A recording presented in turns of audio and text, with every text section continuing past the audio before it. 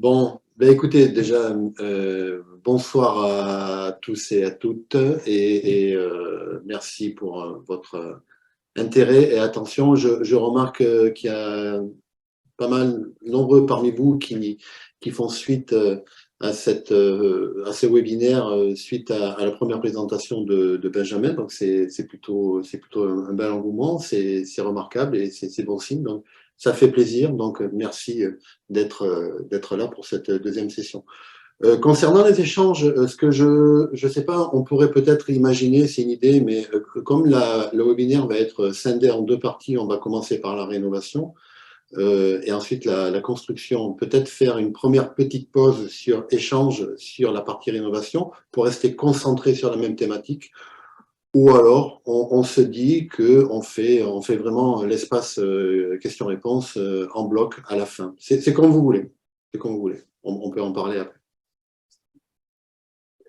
Alors, on va commencer. Oui, ok.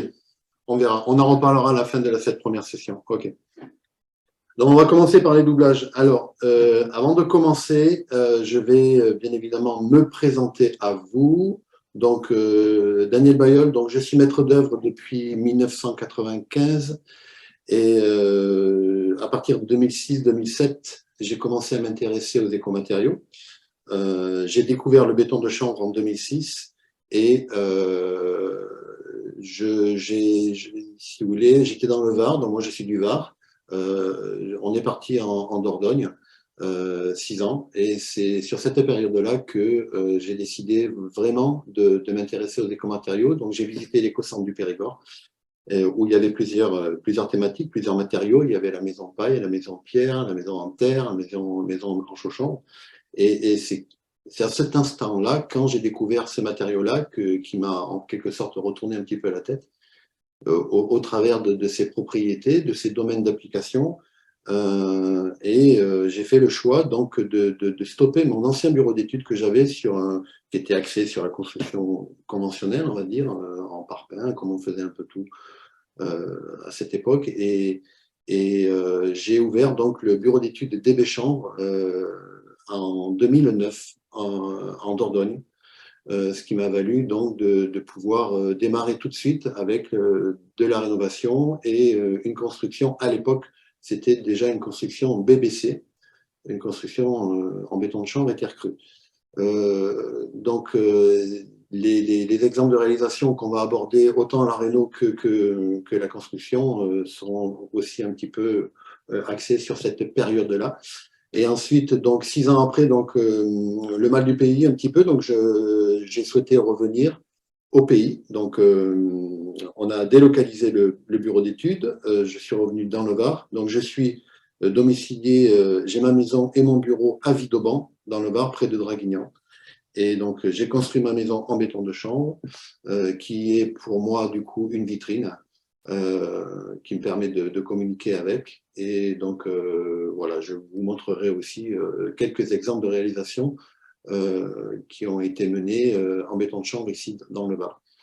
Parallèlement à cela, donc je suis également administrateur et formateur agréé construit en chanvre. Je représente aussi la plateforme construit en chanvre, plateforme PACA, et j'accompagne également sur cette région-là. On a mis en place une démarche de création de filières agricoles et jusqu'à essayer d'aboutir sur une chambrière pour essayer de mettre plus en avant la démarche locale à circuit court et également à l'accompagnement, à la formation des entreprises de mise en œuvre, à la mécanisation.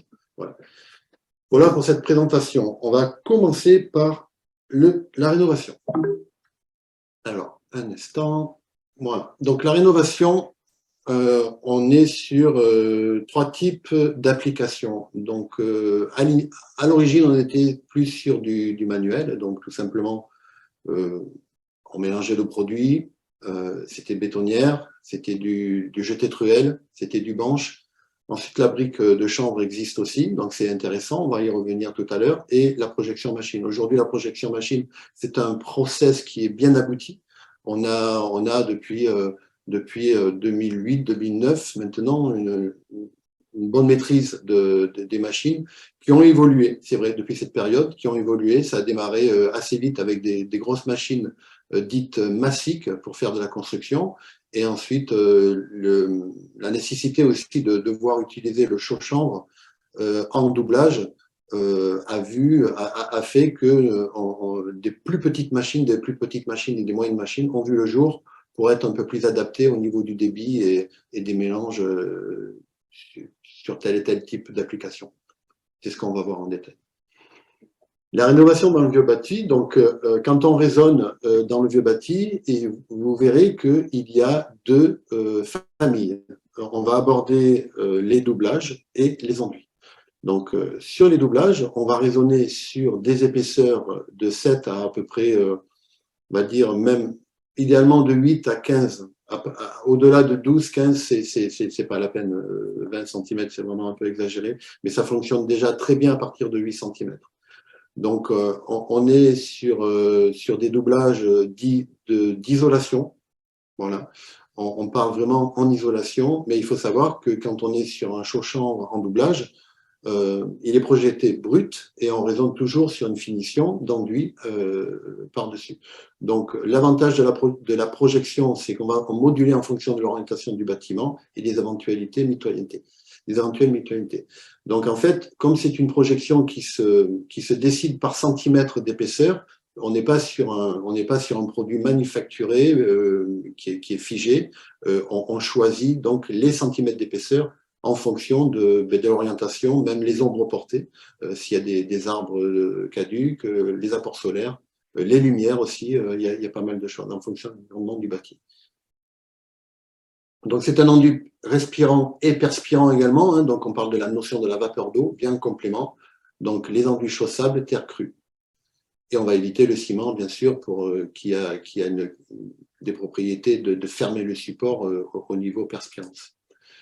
Solution de la continuité de l'existant, donc il n'y a pas de pont thermique. En fait, on va créer, en projetant sur le support, on va créer un véritable cocon, régulation ygrique, le changement de phase. Alors, vous allez voir que dans ce qui apparaît sur les slides, on aborde un petit peu des notions de propriété. Donc, je ne m'attarderai pas trop là-dessus, sachant que Benjamin a déjà abordé en détail, et très bien d'ailleurs, tout ce qui est donc la filière en général, les propriétés, les domaines d'application. On va vraiment rester concentré sur les applications et les mises en œuvre. Donc, le confort d'été, confort d'hiver, température surfacique chaude, ça, Benjamin l'a bien décrit également. Hein, donc, on est sur quelque chose de massique et le comportement hygrothermique aussi.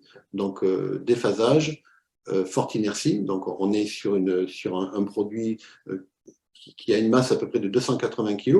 L'avantage de cela, c'est que quand on va venir en doublage sur une pierre, on va venir se coller dessus. Donc, il n'y a pas de vide d'air.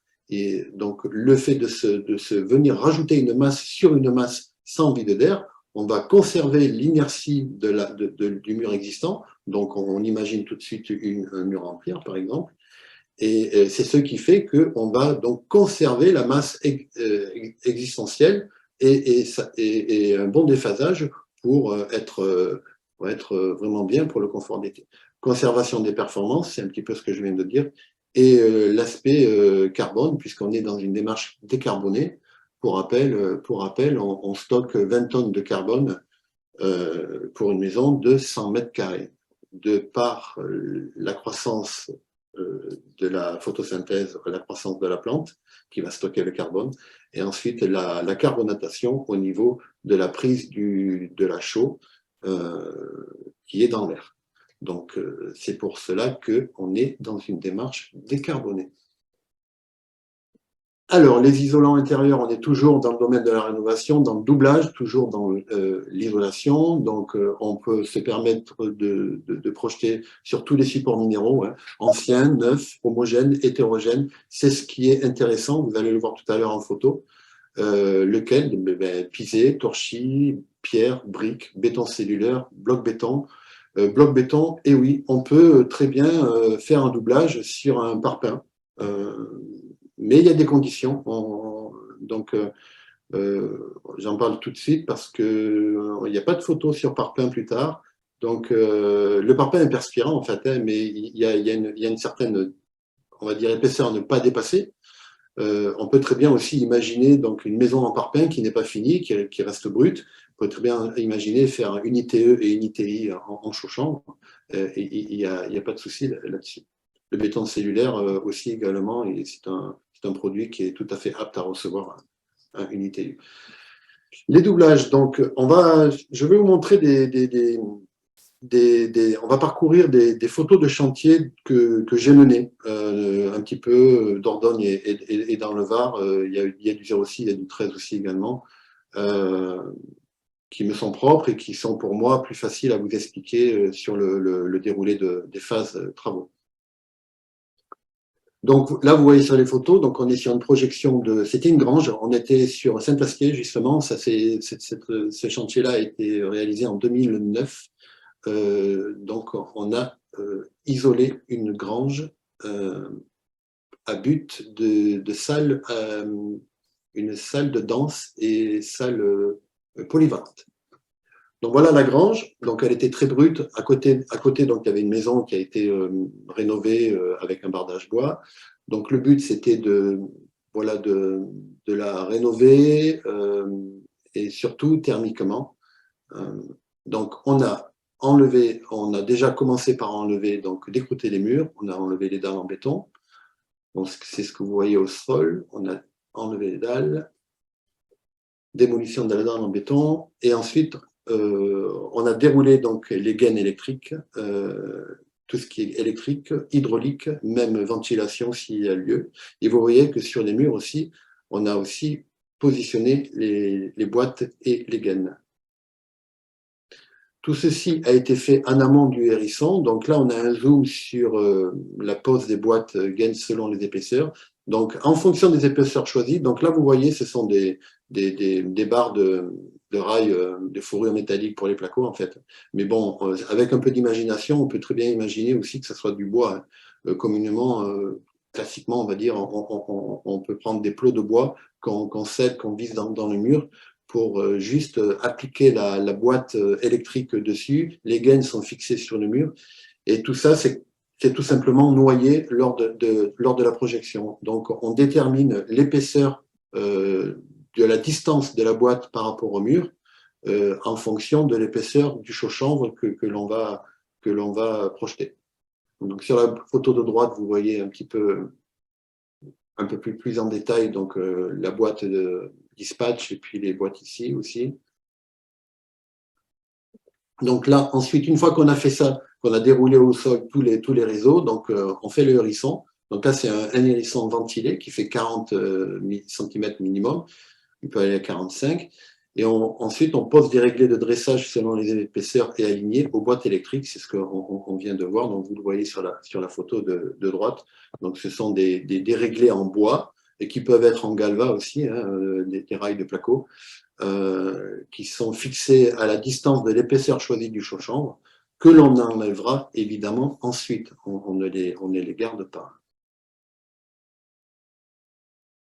Donc là, on voit sur la partie haute également, on retrouve ici des réglés. Donc si les murs sont trop penchés, les réglés peuvent redresser l'aplomb ou accompagner le feu.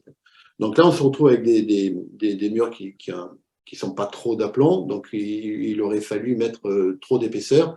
Finalement, avec les clients, on a fait le choix de suivre un petit peu le côté oblique du mur et puis projeter comme ça. Là, par contre, vous voyez le dormant là, qui a été fait métallique, puisque c'était des menuiseries métalliques.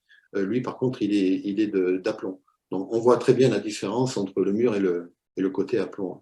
Mais c'est pas grave, on peut très bien faire le choix de partir sur des formes, même organiques, des formes adoucies. C'est l'avantage de la projection en général. Il faut savoir que quand on est sur une projection de chaud-chanvre, que ça soit du doublage ou que ça soit de la projection, il y a toujours un rebond, quelle que soit la machine. Alors, il y a des machines aussi qui ont une capacité, qui sont un convoyeur de paille, qui ont la capacité de recycler le rebond, mais que partiellement, pas complètement. Donc, on a une valeur à peu près de 5 à 7% de perte. Alors, perte, c'est plutôt du rebond et on essaie plutôt donc de récupérer ce rebond plutôt que de le mettre dans des sacs et de ne pas savoir trop quoi en faire et l'emporter et puis le mettre à la décharge, ce qui est dommage. On essaie toujours d'essayer de valoriser ce rebond, que ce soit en réno ou en construction, hein, pour profiter du chantier et essayer de le placer ailleurs. Donc là, le choix s'est tout de suite porté sur une projection mur, évidemment, c'était à la base. Et tout le rebond, on a dit, ben, on va le mettre au sol, tout simplement, on va le prendre, on va le mettre au sol. Donc là, il se trouve qu'on était parti sur un plancher, un parquet Junker. Alors Junker, c'est un parquet qui est spécifique pour les planchers de danse, parce qu'il y a des petits amortisseurs qui amortissent les, les pas quand on danse, tout ça. Et donc, du coup, on a mis le chaud-chambre en dessous les lambourdes sur le hérisson directement. Donc là, on voit la projection, on voit les lambourdes, et ici, les murs sont terminés. Et les lambourdes, le plancher, les lambourdes sont complètement noyées. Donc là, le détail, c'est qu'on essaie de talocher à la fin avec une petite taloche. On tapote légèrement de 1 cm, de sorte de laisser un vide d'air entre le dessous du parquet et le chaud-chambre. Donc, on a poussé la démarche jusqu'à un mur chauffant. Donc, puisqu'on avait un manteau isolant sur le mur et qu'on avait une PAC qui était présente pour les besoins de la maison d'à côté, donc finalement, elle avait été bien étudiée et surdimensionnée donc pour prévoir cette grange plus tard. Donc, du coup, on a fait un mur chauffant. Donc, là, on se retrouve avec des PE multicouches qu'on connaît bien, hein, de plombier. Ils sont posés sur le mur. Donc, ce sont des pas de 15 cm. Donc là, on a dressé un argile de 4 cm. Donc, c'est d'abord une première couche de 2 cm qui va noyer complètement l'épaisseur des tuyaux. Et ensuite, on attend que ça sèche. Il y a du retrait qui s'opère. On le voit au retrait et à la couleur. Et ensuite, on revient, on remet une deuxième couche. Et donc là, l'intérêt, ce qui est très, très intéressant sur cette réalisation, c'est que le tuyau chauffe la masse et la masse rayonne. Et la masse rayonne horizontalement. C'est-à-dire, pour vous schématiser, c'est comme un soleil qui se couche le soir à l'horizon. Il peut faire peut-être 0 ou moins 10 dehors. Si vous êtes face à un soleil rasant qui se couche, vous allez avoir une sensation de bien-être, vous allez percevoir le bienfait du rayonnement du soleil, et même s'il fait froid. Et là, c'est exactement ce qui se passe. Au lieu d'avoir un rayonnement vertical du bas vers le haut, comme les planchers chauffants, qui ne chauffent finalement que la largeur du corps, là, vous le prenez vraiment en pleine face. Donc, bien fait, ressenti et surtout économie. Économie, puisque avec de très faibles températures d'eau, on arrive à être bien et à chauffer la maison, le bâtiment comme ça. Et l'avantage de la masse de la terre crue, c'est qu'on peut, par exemple, couper le chauffage à 4 heures de l'après-midi et il fera encore chaud, il continuera à chauffer à 6 heures, le mur sera encore chaud, donc petit à petit, il continuera à chauffer le bâti. C'est ce qui fait que ce système-là est très performant, très confortable et très économique. Voilà. Donc, quelques photos un peu plus rapprochées sur la projection de l'argile. Donc là, on avait choisi 2 types de couleurs d'argile en fonction, comme je vous disais tout à l'heure, bon là, c'est plus sur le ressenti esthétique et couleur, en fonction de l'éclairage du soleil et de l'ambiance solaire qu'il y avait de lumière dans la maison. On a choisi 2 types d'argile, une argile un peu plus foncée, là c'est l'abricot, et ensuite c'était une argile blanc cassé. Donc là c'est une argile frottacée, éponge. Donc une fois que c'est sec, donc on passe une petite balayette pour faire tomber le grain, et puis après une cire naturelle pour la figer. Voilà. Donc là, vous voyez les 2 couleurs d'argile. Donc il y a le côté abricot, vous voyez le plancher Junker aussi, et le blanc cassé. Voilà. Donc c'était franchement une belle réalisation. Et puis, on reste assez régulièrement en contact avec les clients hein, qui à chaque fois me disent le bonheur et le bien-être qu'ils ont de profiter de cette salle. En tout cas, ça fait plaisir. Donc, on aborde maintenant les briques. Donc, les briques, on va pas trop s'attarder dessus. Donc, on sait que ça existe, c'est pratique. Quand on a des petites surfaces où il n'y a pas trop la nécessité de déplacer une machine, donc on fait rentrer des palettes et puis on monte les briques un petit peu comme un aglo, hein, comme un parpaing. Et puis, c'est assez pratique. Donc, on est sur les mêmes propriétés équivalentes, hein, grosso modo, qu'un chauchant va projeter. L'avantage de la brique, c'est que, comme je vous dis, c'est voilà, c'est pratique, on fait rentrer la palette. Et par contre, c'est un produit qui est sec. Donc, on peut mettre l'argile directement dessus dans la foulée. Donc, on peut faire des doublages, on peut faire même des constructions, on peut faire des cloisons en fonction des épaisseurs de briques. Voilà. Alors, on arrive maintenant à la deuxième famille. La première famille, c'était donc le doublage. On était sur un mélange de taux de chaux qui était, on va dire, presque identique à un dosage mur massique qui correspond à la construction d'une maison. Donc, on est sur quelque chose d'isolant. Là, par contre, on va maintenant rentrer dans la famille des enduits, ce qui est différent, et on n'est pas sur un produit qui est, on va dire, dans une catégorie d'isolant. On est sur un caractère de correcteur thermique, c'est-à-dire que les enduits hygrothermiques, leur rôle, ça va être de casser la température surfacique froide d'un mur très massique froid.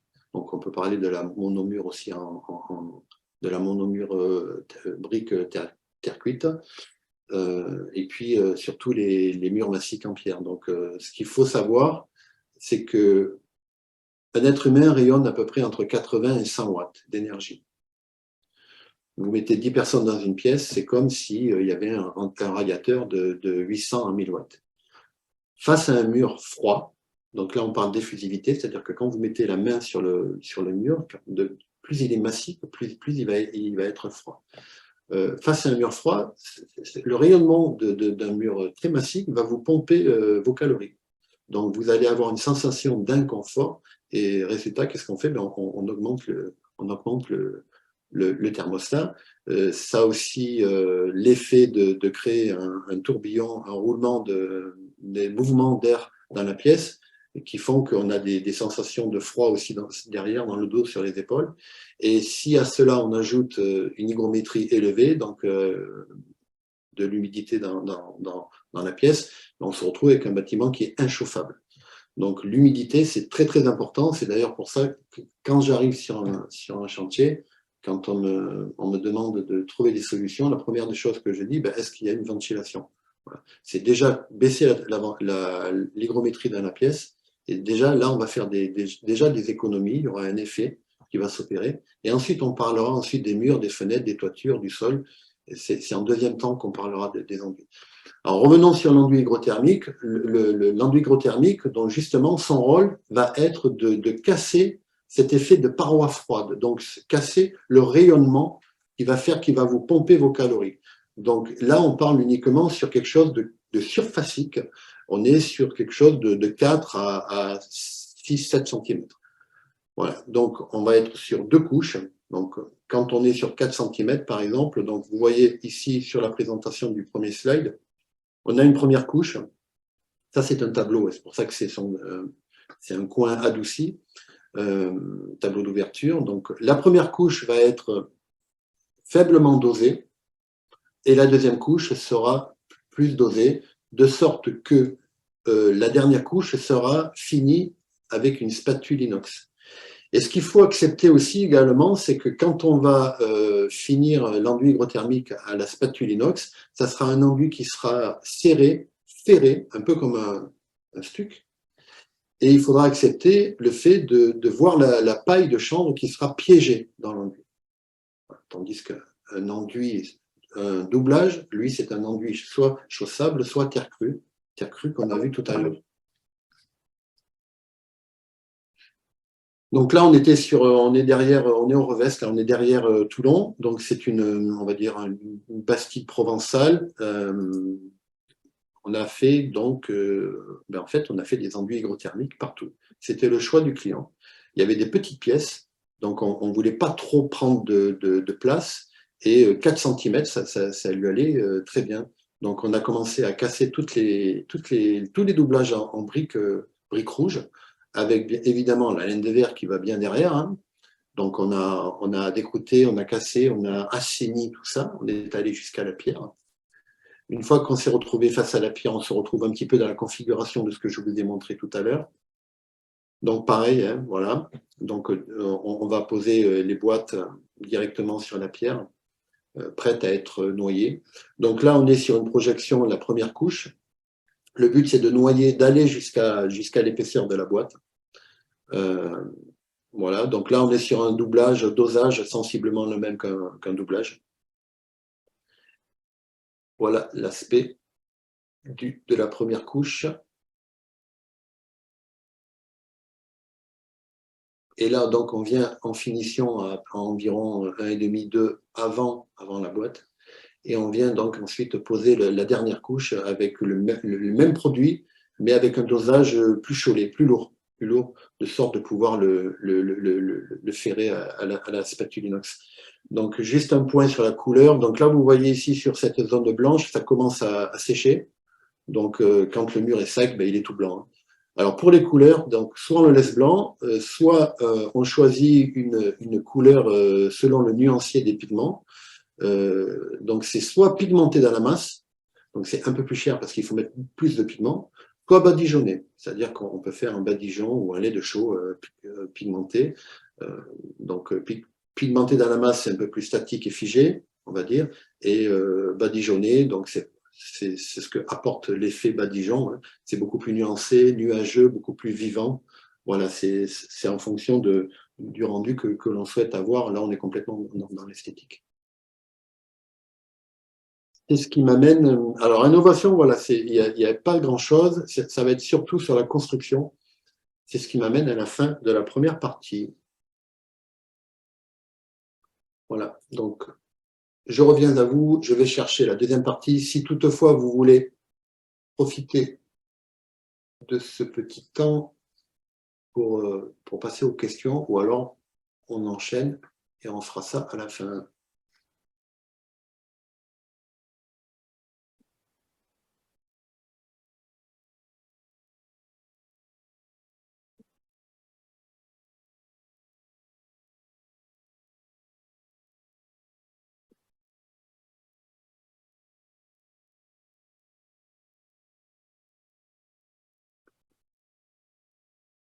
Allez, nous voici de retour.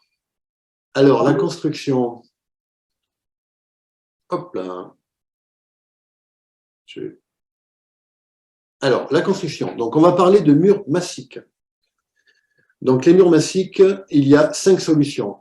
On est en isolation répartie. Qu'est-ce que l'isolation répartie? Donc, pour rappel, on a 2 types d'isolants. Quand on construit, on a l'isolation répartie et l'isolation rapportée.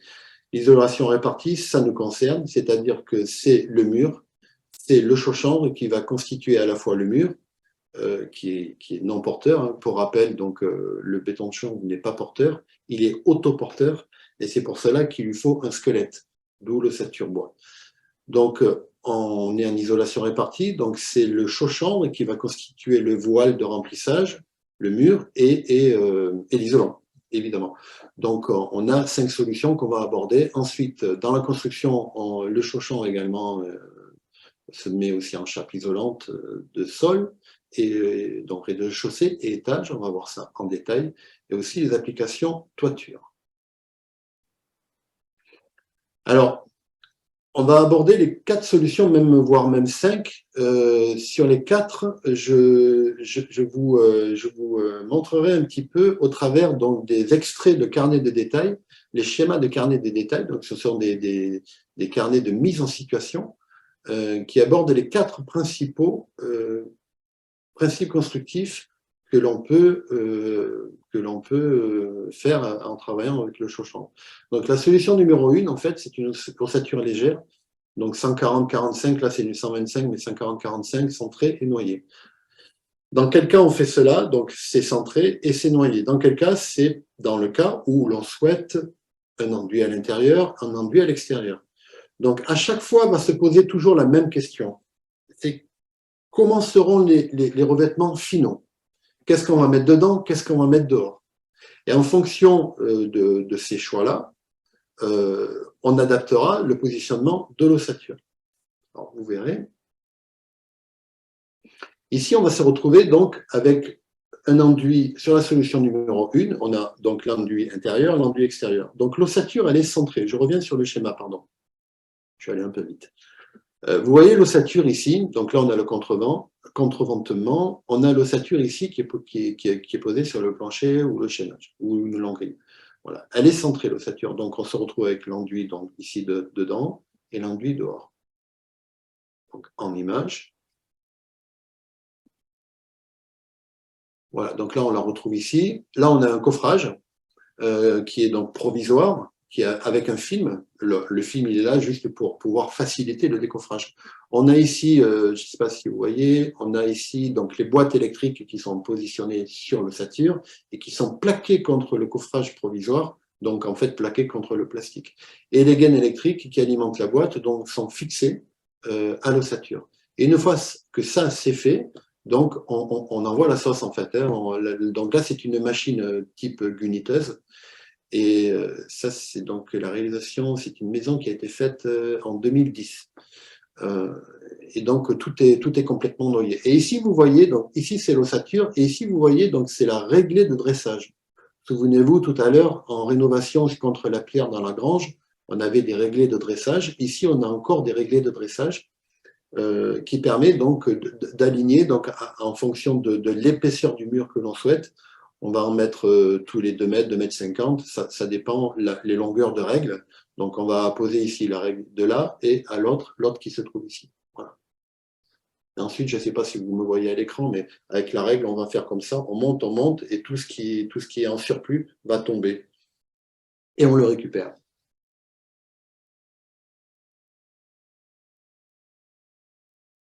Donc là, on est sur les solutions enduits chaussables teintés dans la masse à l'extérieur. Et à l'intérieur, donc, on était sur des solutions chaussables ou terre. Donc voilà la maison terminée. Là, on était sur un enduit qui était fortement pigmenté. Ça pète bien d'ailleurs. Hein, on était vraiment au max, au taquet de la charge admissible en pigment, hein, puisqu'on parle de charge admissible dans l'enduit. Donc, on pigmenté dans la masse pour obtenir ce rouge brique. Et en haut à l'étage, donc c'est la chambre des enfants. Donc là, on a priorisé donc les murs chauffants, puisqu'on était sur un principe hydro-accu bois solaire. Donc là, on était sur un principe de chaudière granulée. On était sur une 8 kg Scott avec 2 tonnes d'eau.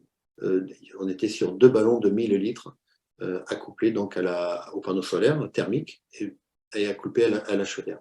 Donc on était plancher chauffant au sol et au rez-de-chaussée et mur chauffant à l'étage. Alors, là, je ne sais pas pourquoi on arrive sur... parce que là, on est sur le... C'est juste que... Attendez un instant. Le numéro 2. Numéro 2, non, je vais revenir en arrière, c'est un petit peu décalé, mais c'est pas grave. Solution numéro 2, c'est le colombage. En fait, c'est pas trop, bon, moi, en ce qui me concerne, c'est pas trop notre région, mais bon, ce soir, bon, il y a beaucoup de personnes un petit peu tout azimut. Donc, beaucoup connaissent bien le colombage. Donc, ben, c'est juste pour montrer que voilà, ça s'y prête très bien. Aujourd'hui, c'est plus sur la région Alsace, Bretagne, voilà. Et c'est vrai que les colombages, depuis le médiéval, hein, en fait, il y a encore beaucoup de maisons colombage qui sont encore debout avec des beaux bois de chêne.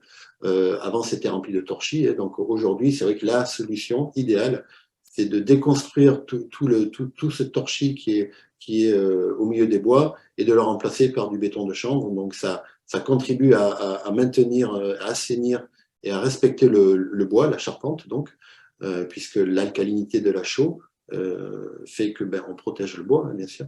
et ensuite un enduit chaud, chaud sable dehors et terre crue à l'intérieur, c'est l'idéal. Donc ça, c'est la solution numéro 2. Là, on a un exemple typique d'un colombage, donc là, on est sur une cloison. La solution numéro 3, alors avant de revenir, c'est la solution... Alors oui, c'est ce qui me fait revenir en arrière. J'ai eu un tort de partir d'ailleurs, excusez-moi. On était là et on arrive ici. Pourquoi on arrive ici? Parce qu'on reste de nouveau sur la solution numéro 1, c'est-à-dire enduit dehors, enduit dedans. Mais là, par contre, on est sur un autre aspect d'une construction qui aborde donc les fondations et le plancher. Donc, on va évidemment rester axé sur le béton de chanvre, mais on va aussi, je vais profiter de vous emmener avec moi pour vous montrer un petit peu qu'est-ce qui peut graviter autour du principe constructif en béton de chanvre, notamment sur la structure, sur les fondations, sur les planchers.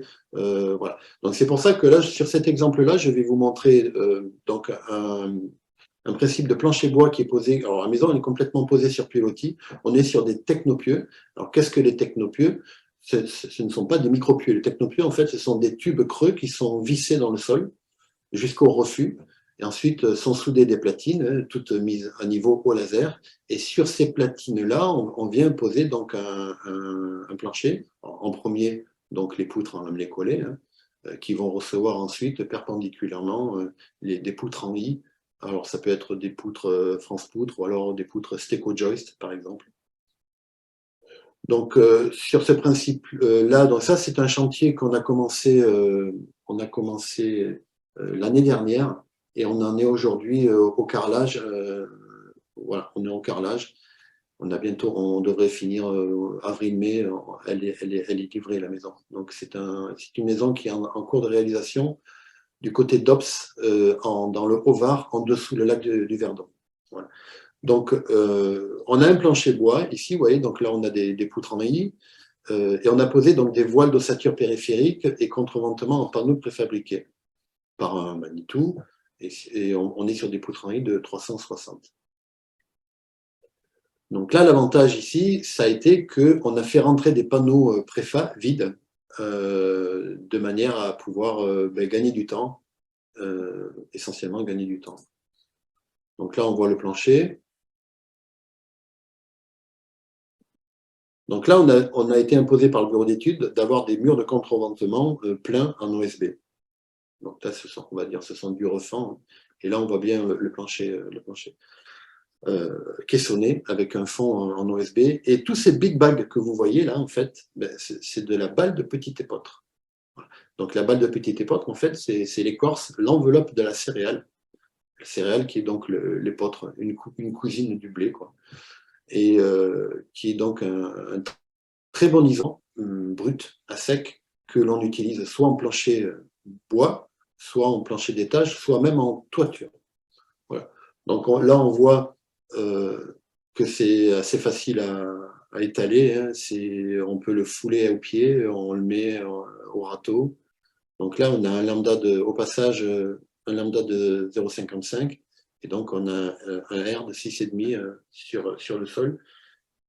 Donc, cette maison, juste une parenthèse, donc c'est une maison BEPOS qui est complètement isolée. Elle sera non raccordée au réseau électrique et on va avoir donc des panneaux solaires pour alimenter la maison.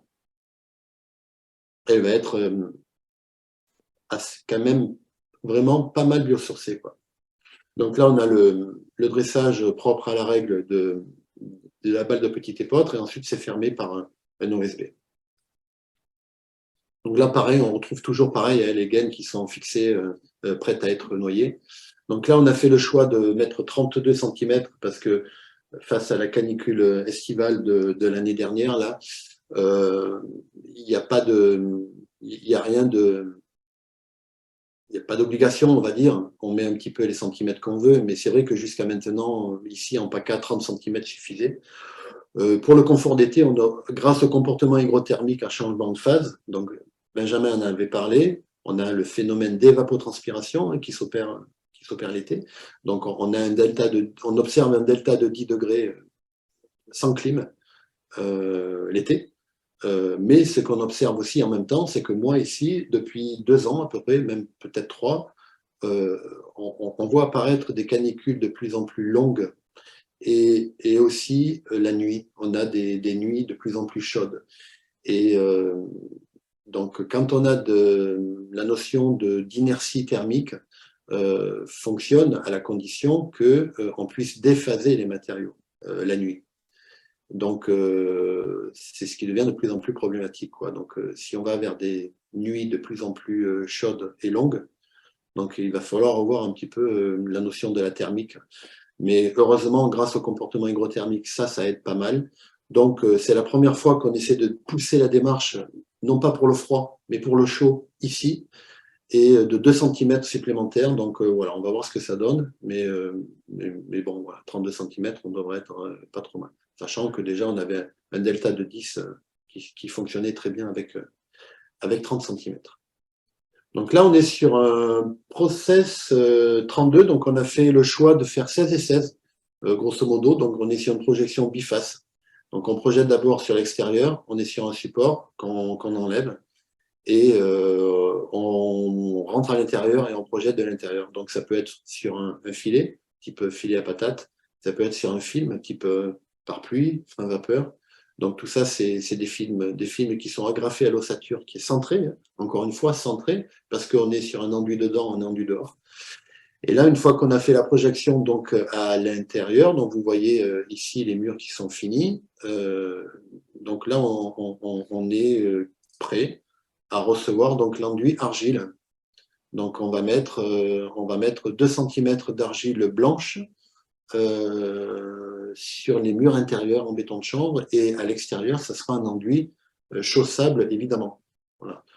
Jamais de chaux, jamais d'enduit type monocouche prêt à l'emploi. On reste axé sur vraiment la perspirance de l'enduit. Donc on prend des sacs de chaux préformulés pour ce type d'application, on prend du sable, et on applique un gobetti, un corps d'enduit tramé et une couche de finition, alors soit pigmentée, soit badigeonnée, toujours pareil, comme les enduits qu'on a vu tout à l'heure en hygrométrie. La solution numéro 2, voilà, c'est ce qui nous rattache un petit peu, on rattache le wagon sur cette parenthèse. Donc on a vu le colombage tout à l'heure, tac, on arrive à la 3, le bardage. Donc évidemment, pour le côté bardage, on prend l'ossature, rappelez-vous, elle était centrée, là on la déporte à l'extérieur, de sorte de pouvoir recevoir le bardage sur l'ossature, et là on va donc projeter de l'intérieur vers l'extérieur sur un film pare-pluie HPV, donc haute performance à la vapeur d'eau, et c'est ce pare-pluie-là qui va rester en place, qui sert de support de projection. Et puis ensuite, derrière, on se retrouve avec les lattes qui elles-mêmes tiennent donc ce fameux pare-pluie HPV, et les lattes qui sont là pour recevoir le bardage. Donc voilà. Donc ça, c'est la partie solution numéro 3 pour le bardage. Et la 4, alors la 4, c'est celle que j'utilise jusqu'à maintenant, c'est celle que j'ai utilisée le plus, en fait, et qui est assez pratique et de plus en plus utilisée pour les bâtiments ERP, collectifs, tertiaires, parce que ça nous permet justement d'avoir un fermacelle ou plutôt formacelle, pas de BA13, plutôt fermacelle, qui est donc un support prêt à peindre. Donc voilà, pour les collectivités, pour même les écoles, les crèches, les cantines. Donc c'est bien plus pratique d'avoir quelque chose de dur, on va dire d'aspect un peu conventionnel, plutôt qu'un enduit qui serait de toute façon, s'il est à la chaux ou à l'argile, serait un enduit trop tendre, et s'il y a du passage du personnel ou du public ou même des enfants, ça risque dans le temps d'être un peu abîmé. Donc la solution numéro 4, elle se prête très bien pour ces cas-là. Donc, du coup, je reviens. Là, vous voyez que l'ossature ici, elle est déportée à l'intérieur et non pas à l'extérieur, comme tout à l'heure pour le bardage. Pourquoi à l'intérieur? Parce qu'en fait, on va s'en servir de cette ossature pour venir fixer les plaques de Fermacell.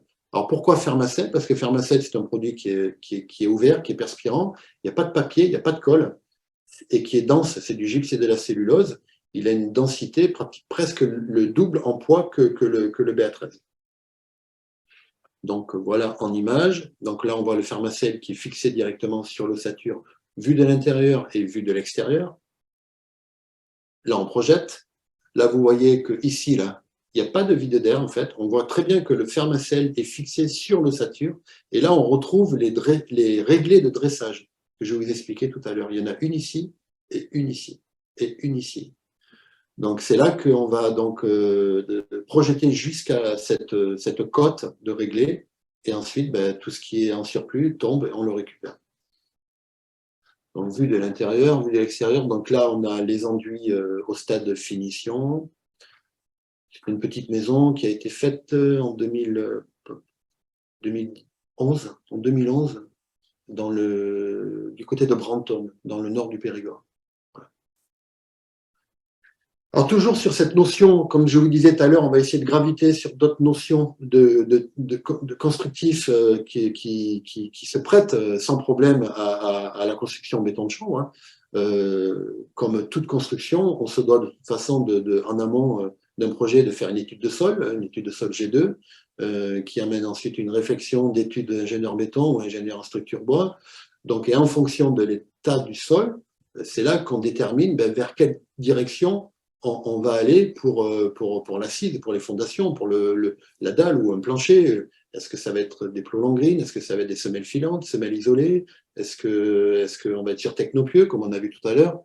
Ou est-ce qu'on va être sur une dalle radiée? Si on est sur une dalle radiée, donc moi j'ai fait la connaissance, cette maison, on l'a faite en 2020 à peu près, 2020, c'était sur Aix-en-Provence. Je me suis intéressé aux mises à port. Donc, je pense que parmi vous, il y en a qui connaissent ce produit. Donc, c'est des granulats. Ce sont des granulats qui ressemblent un peu, on va dire, comme du ballast, hein, du 40-70 ou du 20-40 en pierre. Et par contre, donc, on est dans une démarche de recyclage des bouteilles de verre. Donc, c'est des bouteilles de verre qui sont cassées, pilées à la poudre et expansées, et de manière à faire un granulat donc, qui est drainant, qui est donc anticapillaire, qui est isolant, et qui va donc, on va se couper les ponts thermiques du sol. Et quand on l'a dans la main, ben, on ne le sent pas en fait, c'est de l'air. C'est vraiment très, très léger, donc très isolant. Donc, il n'y a pas de produits pétroliers, il n'y a pas de COV, donc voilà, un bon impact environnemental. 4 à 5 fois inférieur en isolant traditionnel. Donc, une fois qu'on fait ça, ben, on opère classiquement comme un hérisson classique qu'on a radié, en fait. Hein. Ensuite, on met le ferraillage, on passe les réseaux, et ensuite, on coule une dalle en béton. Et puis, donc là, en l'occurrence, elle faisait 25 cm, celle-ci. Et donc là, la barrière physique anti-thermite. Donc, alors, sur ce point-là, il faut savoir que le béton de chanvre, naturellement, c'est un répulsif naturel contre les insectes, les bactéries, les rongeurs, les moisissures, les champignons, et les insectes aussi. Les insectes, on pense tout de suite aux termites. Donc, on sait que c'est un répulsif à cause de l'effet donc de l'alcalinité de la chaux et de la silice qui se trouve à la fois dans la chambre et dans la chaux. Donc le termite, il va venir, il va se casser les dents dessus. Il va faire demi-tour et il ne rentrera pas. Mais on n'a pas encore de PV là-dessus. Donc malheureusement, comme on n'a pas de PV, ben, on se doit de respecter la loi. Et quand on est face à une commune qui est réputée, termitée, ben, on se doit de mettre des barrières anti-termites. Il y a la barrière physico-chimique qui est donc un produit létal, ou la barrière physique. Donc là, on était sur un choix de grillage. Alors physique, en fait, c'est un grillage qui s'appelle Thermimesh, qui est fabriqué en Australie, je crois. Et donc, c'est complètement mécanique. En fait, la taille de la maille est plus petite que l'insecte. Donc voilà, on met ça en périphérie. Et puis ensuite, on pose les lisses et le compriband, on pose les lisses et l'ossature dessus. Donc voilà, on voit ici la lisse. Et ensuite, là, pareil, donc ça a été gruté les panneaux. Pas des panneaux préfabriqués vides. Donc là, on est sur des poteaux poudre avec le plancher sur mise à port, plancher béton, Fermacelle, périphérique, c'est ce que je vous disais. Là, on a une croix de Saint-André qui nous a été imposée par le bureau d'études de bois, parce qu'on a une séparation de BTC. Et là, on voit le Fermacelle. Donc, projection depuis l'extérieur sur les plaques de Fermacelle. La maison, donc avant, après. Donc là, on voit les plaques de Fermacelle, et une fois projetées, ça donne ça. Voilà. Donc là, on est sur une maison bioclimatique passive, avec une toiture courbe et des BTC à l'intérieur. Donc la BTC, c'est briques de terre crue, hein, donc c'est pour rajouter de la masse à la masse et avoir un bon confort d'été. Donc là, c'est intéressant pour c'est surtout intéressant pour l'hiver parce que la maison on va dire, elle a été conçue avec une monopente de sorte de plein sud de capter le maximum d'apport solaire. Et la brique, son rôle est de capter les calories du soleil pour les stocker dans sa masse et pouvoir ensuite rayonner comme un mur chauffant gratuit le soir, une fois qu'il fait nuit et froid. Donc on a un chauffage qui est rayonnant et gratuit.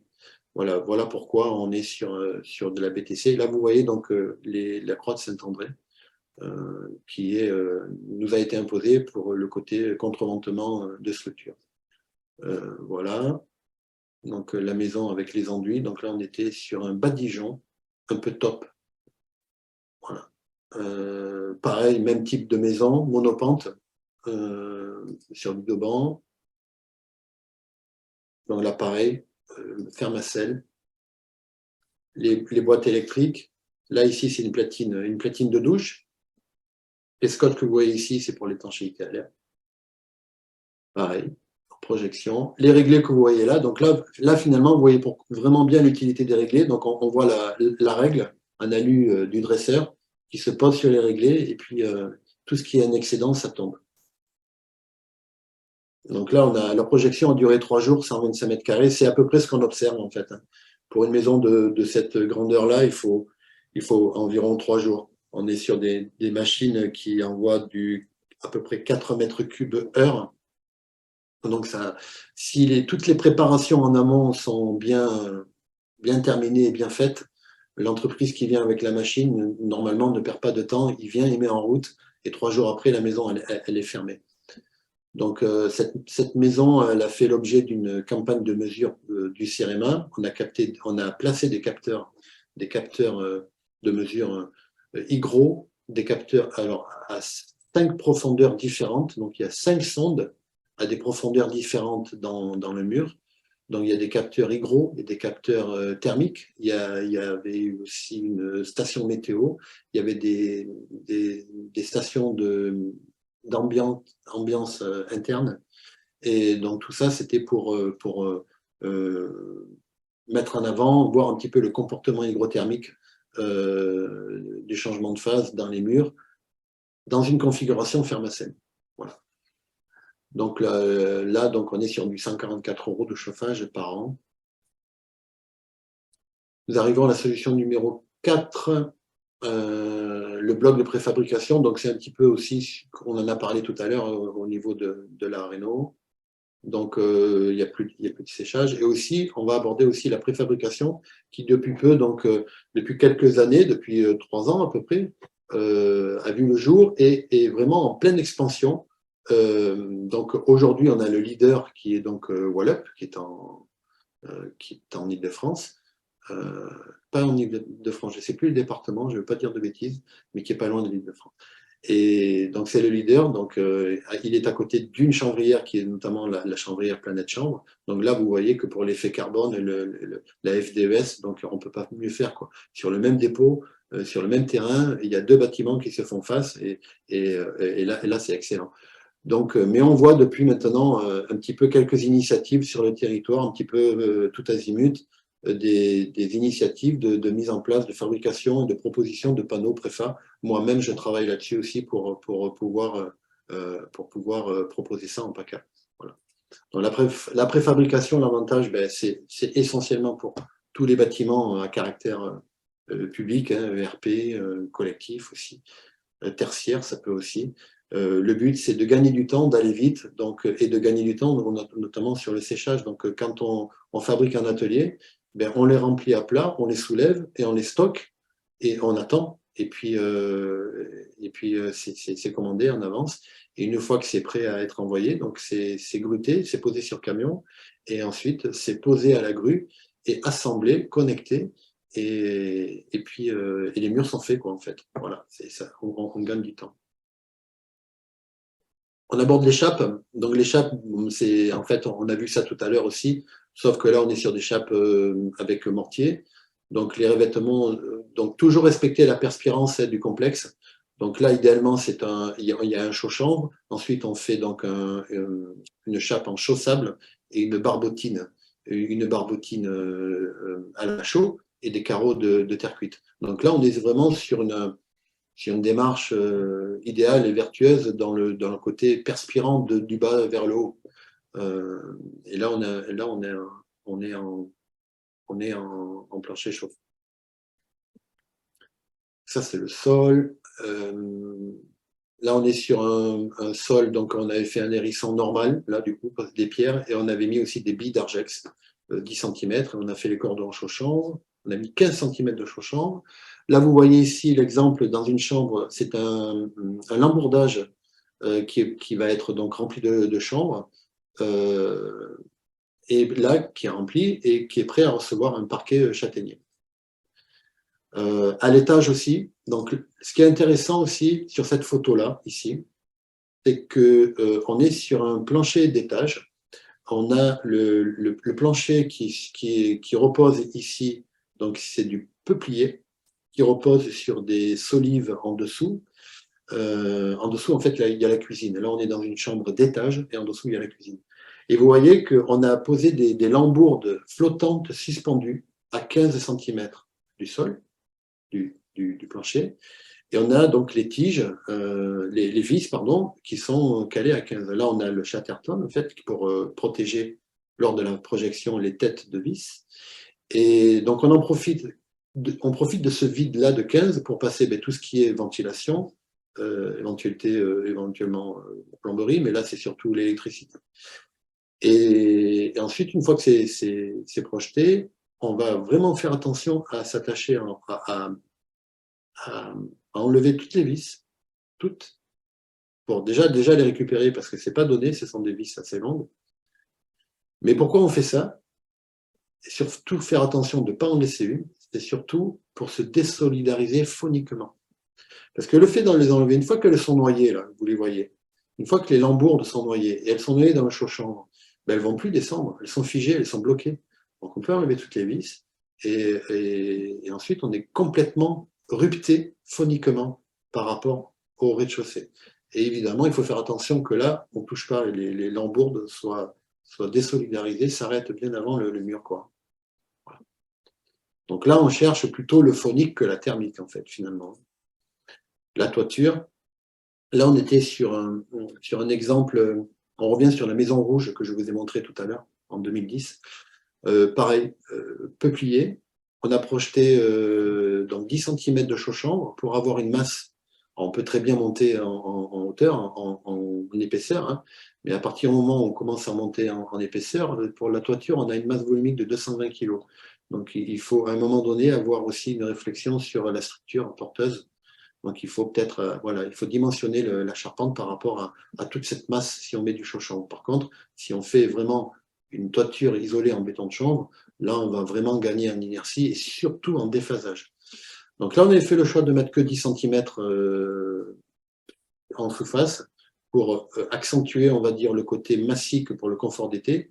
Et on avait complété, j'ai pas la photo ici, ça peut se voir sur mon site. Il y a des carnets il y a plusieurs carnets de travaux de tous les chantiers. Et on avait mis ensuite, on avait mis un parapluie HPV et on avait insufflé par-dessus, c'était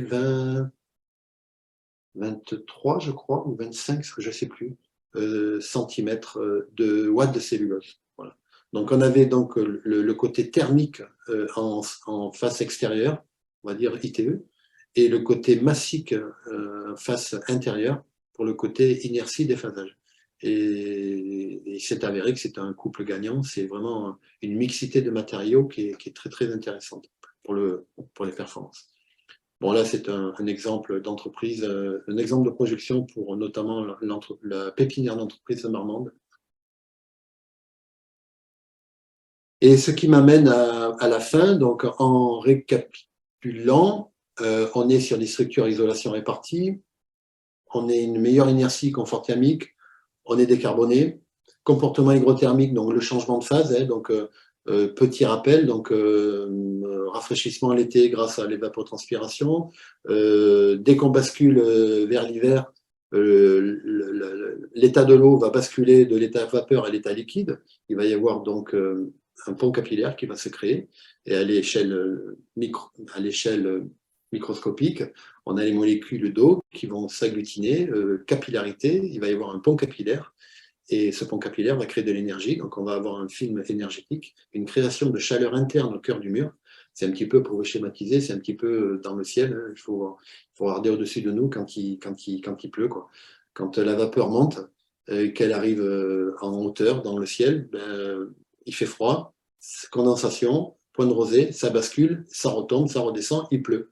Et quand il y a une trop forte concentration de toutes ces masses, ben, il y a de l'éclair, il y a de l'orage. Donc il y a de l'énergie dans le ciel. Et ce qui se passe en haut, ben, ça se passe à l'intérieur du mur, mais à l'échelle microscopique. Voilà. Donc on est complètement dans la physique. Donc on raisonne toujours sur les murs périphériques. Hein, en fait, quand on me demande de quoi on parle, quand on me dit combien ça coûte, ben, je dis toujours de quoi on parle. En fait, on parle du mur périphérique. Et après, une fois qu'on a bien compris les propriétés, tout le bienfait que le chanvre apporte, ben, on multiplie la hauteur par la surface, on enlève la surface des murs et des vitrages, pardon, et finalement, ben, ce qui reste, ce sont les murs périphériques pleins, et c'est là qu'on on va mettre l'argent pour vraiment là où il faut, quoi, pour le béton de chanvre.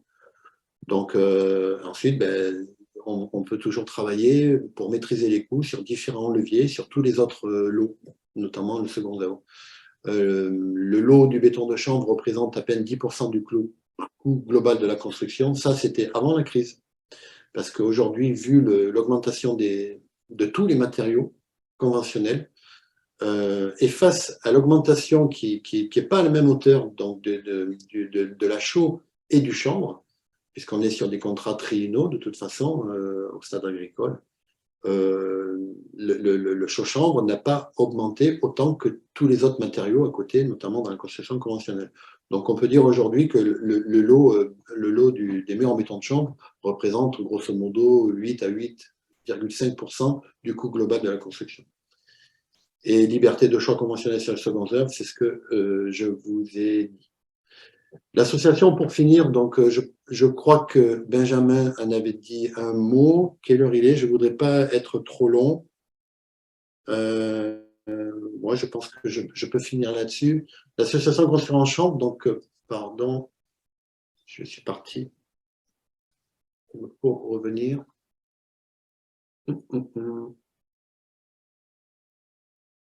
C'était le truc. Voilà, c'est ici. Donc, à l'échelle nationale, l'association a été créée donc, en 98. Le béton de chanvre fêtait ses 30 ans donc en 2007. Ben, pourquoi en fait? C'est parce que ben, Cocorico, il faut le savoir, je crois que Benjamin l'a dit, donc ce béton de chanvre, c'est nous les Français, mais c'est pas nous. C'est la France qui l'a inventé en 1986 par un certain Charles Résiti. Donc c'était un maçon qui s'est un jour amusé à mélanger du chanvre avec un liant, et il s'est amusé à faire un mortier isolant. Et c'est de là que l'histoire a commencé. Donc, si ça fait 4000 ans que l'homme connaît le chanvre, notamment pour tout ce qui est tissu, cordage, voilage, tout ça, le béton de chanvre, ben, ça fait pas 4000 ans. Ça fait vraiment depuis 1986. Donc, on peut être fier quand même de dire que c'est nous les Français. Et donc l'association Construire en Chambre, depuis 98, s'attache à des actions de développement. Et au travers de ces actions, le plus important, c'est sécuriser, former, communiquer. Donc on a mis en place aussi depuis quelques années des régionalisations pour être au plus près du public des régions. Donc, observateur analyse des chantiers dans la régionalisation aussi. Donc, la sécurisation de l'acte de construire au travers des règles pro, les préconisations. Donc, effectivement, en assurabilité, il y a des règles pro qui sont donc validées par l'AQC et la C2P. En technique courante, liste verte. Donc, on n'a pas d'avis technique, on n'a pas de DTU, mais ces règles professionnelles nous permettent aujourd'hui, depuis des années, de pouvoir travailler sur des bâtiments résidentiels, mais aussi ERP, tertiaire, collectif, et on est aussi sur des bâtiments à étage. Il y a de nombreux exemples consultables sur des gros bâtiments. Notre mission aussi, c'est de former. On s'est aperçu que former les entreprises, ça a été les premières démarches, mais on s'est aperçu que ça suffit pas. Le chaînon manquant, c'est la prescription, ce sont les architectes. Donc, on a mis en place depuis quelques années des modules de formation qui sont initiés par un collectif, un groupe de travail, une commission, dont j'en fais partie, une commission de formation, donc 2 constructeurs en chambre. Donc, ce sont des formations qui sont certifiantes, qui durent 4 jours, qui peuvent être modulées sous des formes de 2+2, au travers des organismes de formation. Donc, on a des plateformes régionales qui proposent cela.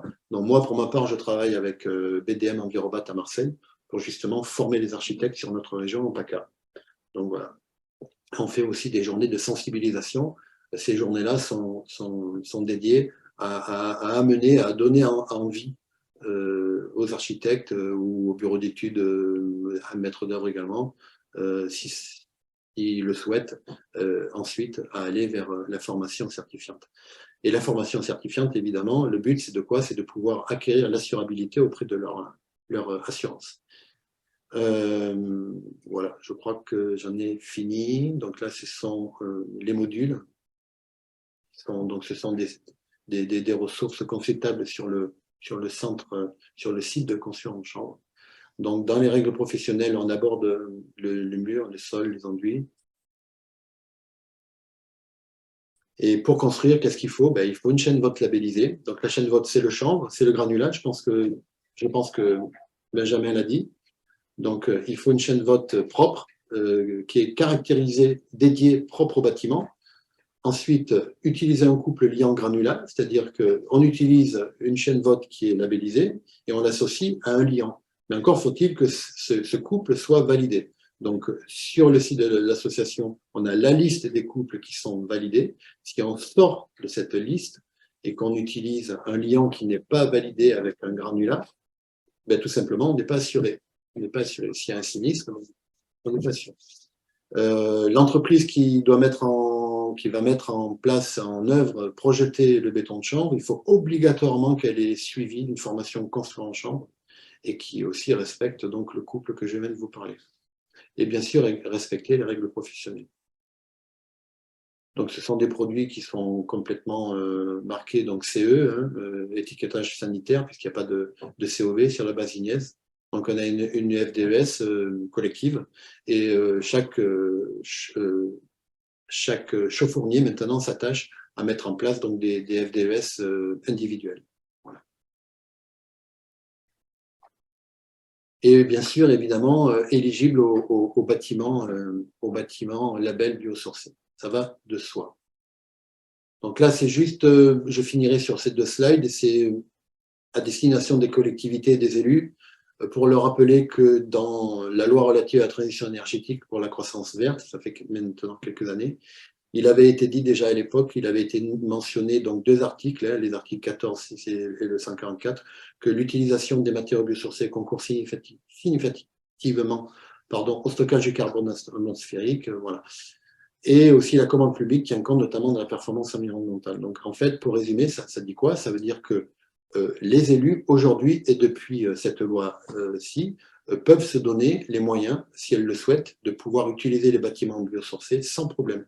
Il suffit simplement de vouloir, lors des révisions du PLU, qui se donnent à peu près tous les 4-6 mois, inscrire dans le PLU, inscrire label ou matériaux biosourcés. Et également, de la même manière que pour les SCOT, les PCET, les PLDE, voilà. Donc, simplement inscrire à chaque fois qu'il y a une révision, le marqué matériaux biosourcés, et puis ça leur donne la possibilité de pouvoir de pouvoir inscrire l'utilisation des matériaux biosourcés sur une opération collective communale ou de Comcom. Voilà, je crois que j'en ai fini. Merci Daniel Bayeul, merci beaucoup.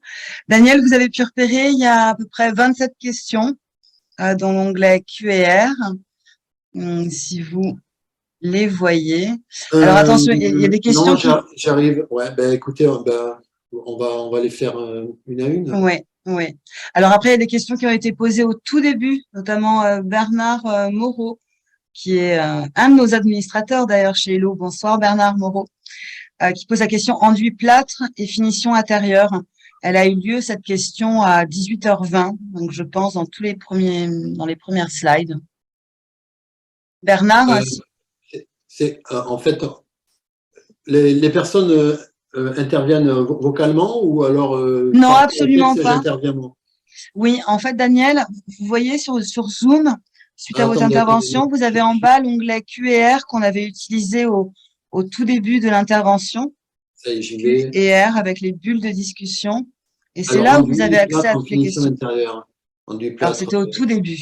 Oui. Bernard, d'ailleurs, si vous voulez, Non, on n'aime pas et on va éviter. On va éviter pour le côté perspirant et rétenteur d'eau du plâtre. C'est pas l'idéal, quoi. On va éviter. d'accord. Bernard, si Daniel Bayeul n'a pas répondu à votre question, vous n'hésitez pas à la reposer. Raphaël Elio, non pas de plâtre en finition sur le chaud de chambre. Oui, c'est ce que disait Raphaël. C'était une réponse, j'imagine, à Bernard. Vous confirmez, Daniel? Oui, bah c'est pareil, hein. Oui, Ça, on c'est évite. Ouais, ça, ouais. exactement. On va préférer soit chaussable, soit argile. Ou enduit hygrothermique, qu'on a vu dans la deuxième partie de la réno, Hmm, sur le doublage. hmm. Merci, Daniel. Jean-Luc nous saluait. Bah, Jean-Luc, nous vous saluons. Sabrina Pissot qui a plusieurs questions, Daniel. Vous arrivez à les lire, j'imagine? Pour la mise en œuvre des réservations comme les boîtiers électriques, faits avec des artisans formés dans le bâti ancien, y a-t-il des normes ou des labels? Non, pas particulièrement. Il suffit simplement de les coacher, de leur expliquer. Bon, aujourd'hui, bon, là, on parle de bâti ancien, mais moi, ce que je dis sur la construction neuve, c'est que comme on est en périphérie, il faut savoir que le béton de chambre n'est pas étanche à l'air. Ce sont les enduits extérieurs qui font l'étanchéité à l'air. Donc, il faut faire attention à ce que toutes les boîtes en périphérie noyées dans le béton de chanvre soient membranées. Voilà. Après, sur le bâti ancien, on est sur quelque chose, sur un support, sur un mur existant. À partir du moment où il faut simplement, à partir du moment où on comprend le principe de ce que je vous ai montré, il y a juste à expliquer à l'électricien. Et puis, non, il n'y a pas de norme label particulier, non. Pour le temps de séchage, projection chauffante pour 8 cm et 15 cm. Alors, je voudrais pas dire de bêtises. Hmm. Ouais, je voudrais pas dire de Non, mais bêtises. Daniel, prenez votre temps. On n'est pas là pour dire de bêtises, effectivement. Hmm. Ouais, c'est 2 semaines par semaine. 2 cm par semaine, soit 4 mois pour 35 cm. Et si on est en doublage, c'est 1 cm par semaine. Hmm. Merci, Alors, le Daniel. doublage, je le savais, cette fois-ci, c'est 1, mais c'est 2 par semaine dans la construction. Donc là, quand on est sur 8, ben, c'est 8 semaines.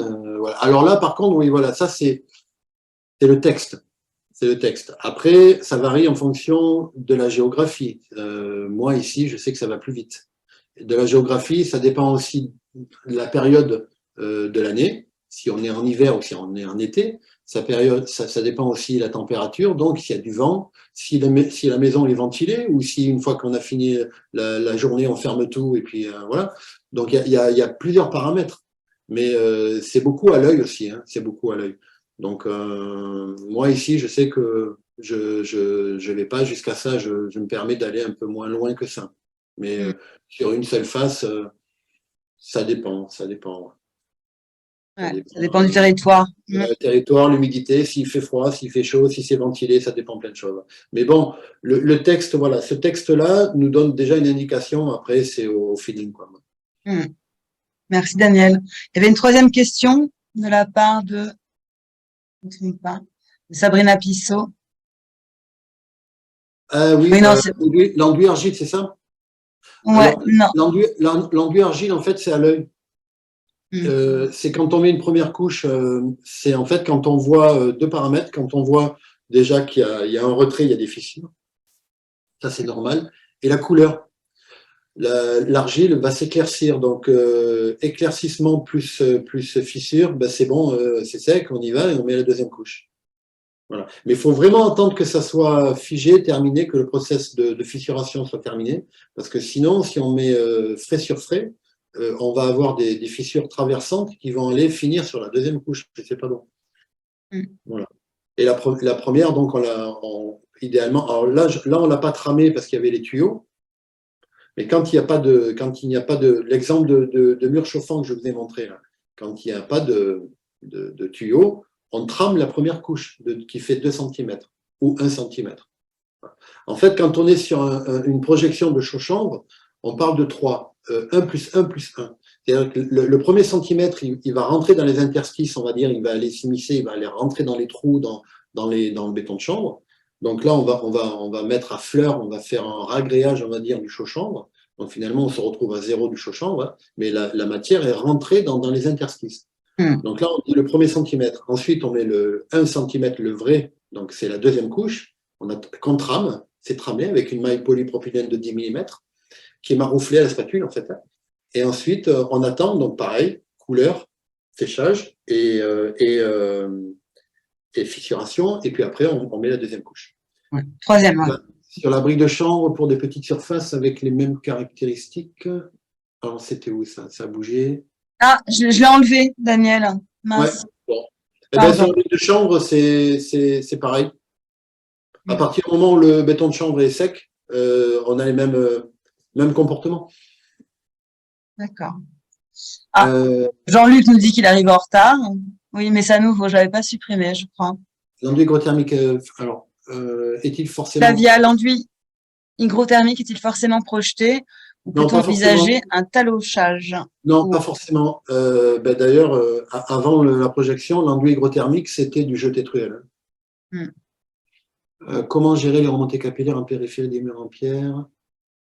Par exemple, construction semi-enterrée, sur terrain en pente. Ouais. Ouais, le béton de chambre, quel que soit enduit, doublage ou construction massique, on démarre toujours à 20 cm du terrain naturel.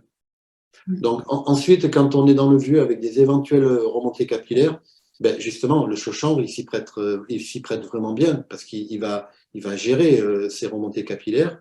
Et donc, à la fois, il a un effet, il va absorber, mais l'avantage aussi, c'est qu'il va désorber. Et le chanvre lui-même, la particule, le granulat, il peut absorber et désorber 4 fois son propre poids en eau. Donc, quand on l'associe à de la chaux, on a un mortier qui est perspirant et il va désorber et absorber et désorber. Donc, tous les murs qui ont des remontées capillaires, justement, c'est une réponse, c'est une solution au problème. Merci Daniel. Raphaël Elio. Les remontées capillaires sont à résoudre avant toute autre opération et avant tout en libérant le drain en premier. Le mur de surface. Ouais. Si on a ça, il faut essayer de comprendre pourquoi on a ça et chercher le problème à la source. Donc évidemment, on fait d'abord un drain périphérique et ensuite, une fois qu'on est à l'intérieur, le chaud-chambre, il résout le problème. Après, si vraiment il y a des problèmes où il y a des sels, des sels qui apparaissent, donc là on parle de salpêtre, donc il existe des enduits perspirants à la chaux avec, on appelle ça des enduits caverneux, qui justement laissent respirer le mur et qui bloquent les sels. Donc l'eau continue à désorber, mais les sels sont bloqués. Donc il y a des produits exprès pour ça, toujours dans une démarche perspirante et non pas bloquante. Merci Daniel. Ouais. Marie-Pierre. Marine, atmosphère marine agressive, bord de mer. Ah ouais. Le béton de chambre est-il utilisable sans désordre? Donc, dans une atmosphère marine, c'est la question de Marie-Pierre, ouais. Peut-être des dom-toms marines Euh, ouais, je m'attendais à une question piège, hein. Si tu l'as pas. Elle est là, elle vient de tomber. D'accord, ben voilà, on a Non, vu mais les bras fermés d'ailleurs, tout de suite, là. Elle est ouais, là. ouais. Elle est en tout cas intéressante, mais je peux pas vraiment me prononcer parce que je n'ai pas encore construit une maison au bord de l'eau. Mais je vois pas pourquoi on est sur un produit végétal, minéral, à partir du moment où toute cette humidité-là, elle est gérée de manière permanente. Je pense qu'il y aura pas, il y aura pas de, il y aura pas de. Je crois me souvenir qu'il faut, à un moment donné, il faut pas qu'on ait une humidité ambiante relative qui dépasse 80%. Mais D'accord. 80% en continu. Parce que là, à ce moment-là, le béton de chanvre ne pourra plus désorber et Mm. il va rester, pas imbibé, mais il va rester avec une humidité. Et à un moment donné, ça risque de se répercuter sur les ossatures et sur la paille, tout ça. Donc, en dessous 80%, bon. J'ai pas eu j'ai pas eu de cas visibles sur ça, mais voilà.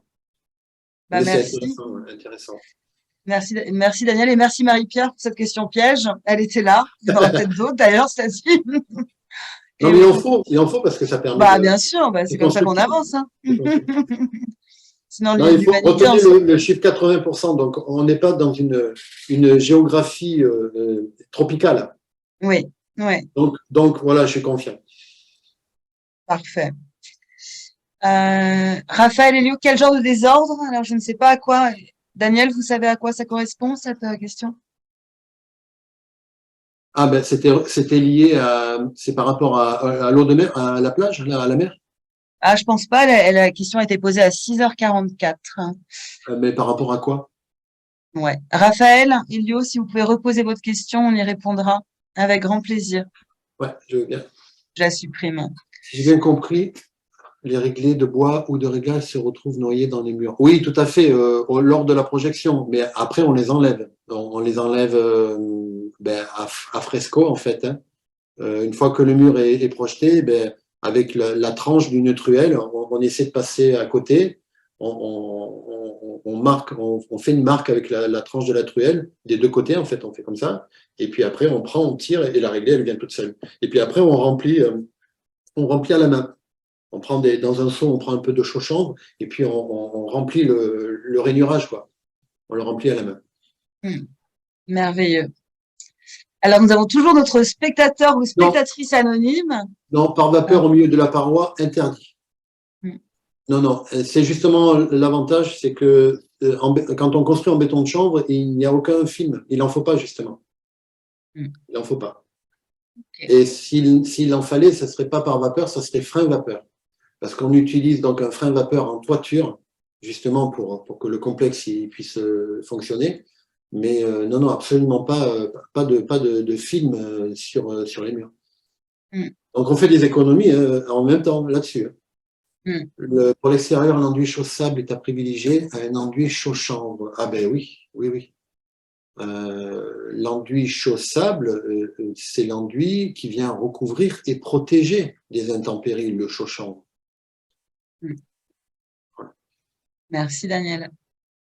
Jean-Luc Bonnet, bonjour. Aurons-nous des documents, des abacs permettant de doser les mélanges en fonction des positions sur l'habitat, doublage, toiture, cloison, séparation? Merci d'avance.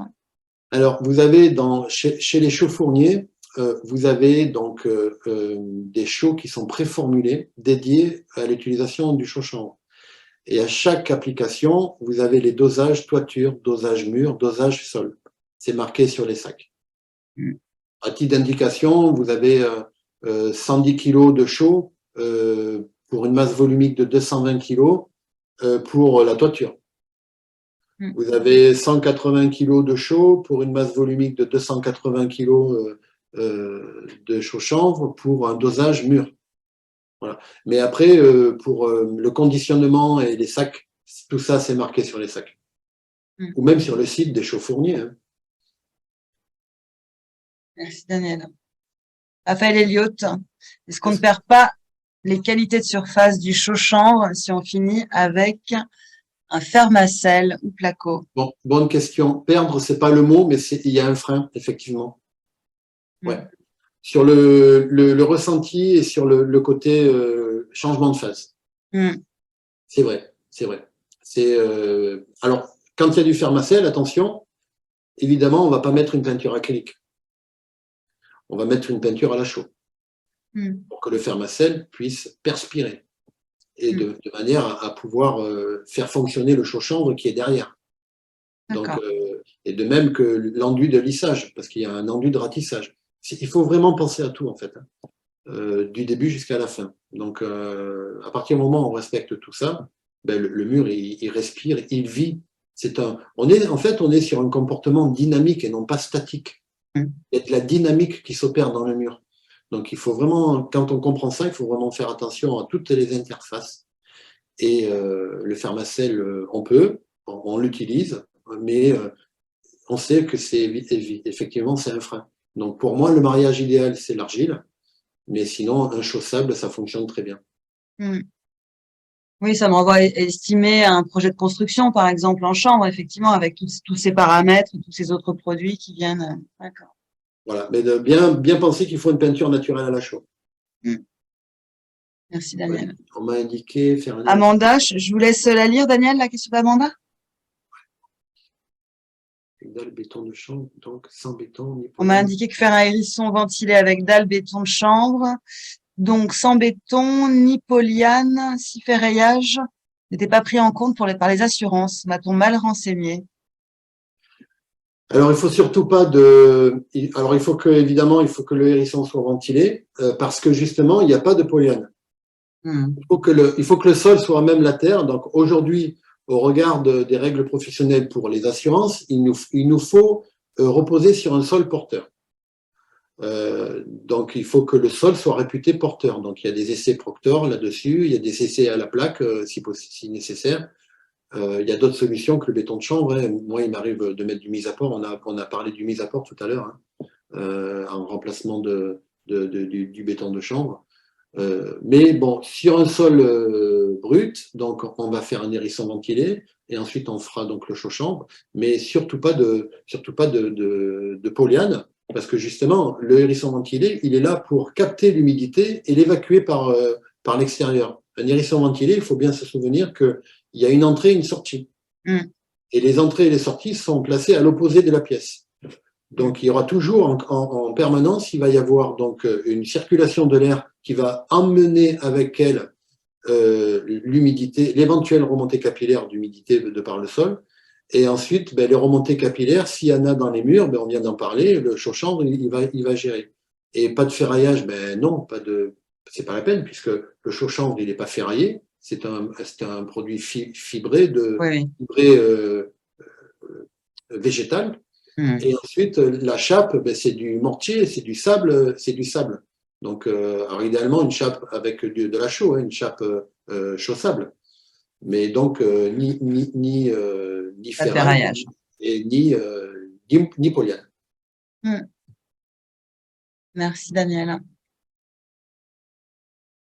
Wallup Préfa, oui, je crois que c'est ça, il est dans le 77. Ouais. Vous tapez Wallup sur Internet, vous allez le trouver. Hmm. Ok. J'élimine. Pour la maison de Provence avec des murs de 32, pourquoi ne pas avoir réalisé le remplissage en préfabrication? Ben, ici en PACA, moi j'en suis vraiment au début de la démarche. Donc je me sens pas prêt encore. Je peux pas prétendre ça. Et puis en plus, pour une maison, c'est surdimensionné, c'est pas la peine quoi. C'est pas la peine. Donc quand on aura mis en place une unité fixe de préfabrication ici, à ce moment-là, je me poserai la question. Mais ce sont des techniques plus dédiées pour les gros bâtiments collectifs, tout ça. Mais pour le résidentiel, ça va très vite avec une machine. Je vous avais vu, en 3 jours, c'était fermé, quoi. Est-il possible de faire la projection en préfabrication ou ce sont forcément des briques de chambre mises dans les ossature bois? Alors, technique des briques, c'est différent, hein. Il y a deux techniques. Les briques, c'est soit entre poteau et poteau, donc quand on est sur poteau-poutre, soit on est sur une technique ossature, mais là, l'ossature, elle est déportée, parce qu'on ne peut pas s'amuser à découper des petits bouts de briques et aller les mettre au milieu de l'ossature. Donc l'ossature, elle est déportée. Et c'est ça que je trouve un peu pas terrible, quoi. Euh, si j'ai fait le choix de me consacrer vraiment à la projection, c'est voilà, c'est pour des raisons comme ça. Dans la solution chape, chambre sur plancher. Alors, dans la solution chape isolante en chambre sur plancher bois, séparation cuisine rez-de-chaussée et chambre étage, le bois ne se tâche pas côté cuisine. Il faut mettre un film, un pare-pluie sur le. Alors, nous, on l'a pas mis, mais on n'a pas eu vous parlez de la laitance, en fait. La laitance qui aurait pu couler sur les interstices des planches.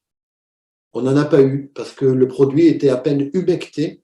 Si la machine fonctionne bien, il n'y a pas de laitance. Le chaud-chanvre, il est bien homogène et il est humecté. Donc, il n'y a pas de problème de coulure.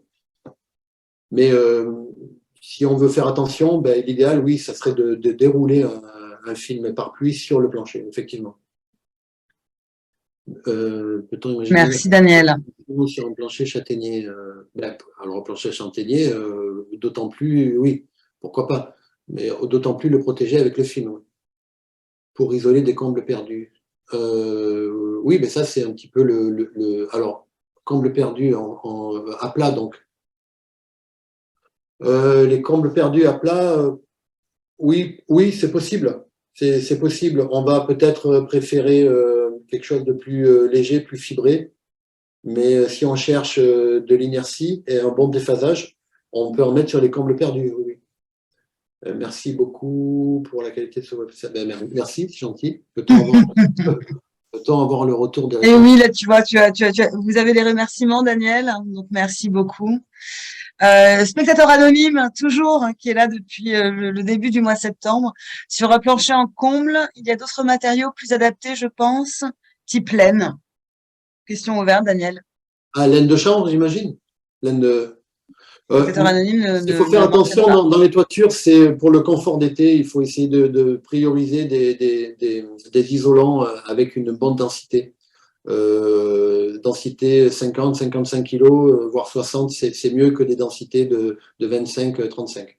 Voilà. Donc, voilà. Il y a du choix. Hein. Il y a du choix. On peut caissonner et puis il y a du choix.